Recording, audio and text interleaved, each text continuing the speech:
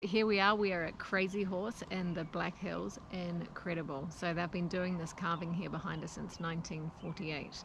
And yeah, it's quite a spectacle to see. This is a memorial to Crazy Horse to sort of represent the Native Americans and their heroes, somewhat similar to Mount Rushmore, which is just down the road here and close to Custer, South Dakota. And it's a really beautiful memorial. It's a work in progress that now generations of family have been working on, and they're a white family that believed in sort of telling the story of the Native people, doing a amazing job here. And they've got a really nice little museum, gift shop, restaurant, all those sorts of things to check out as well. It's impressive now, but by the time it's finished, it will be the largest.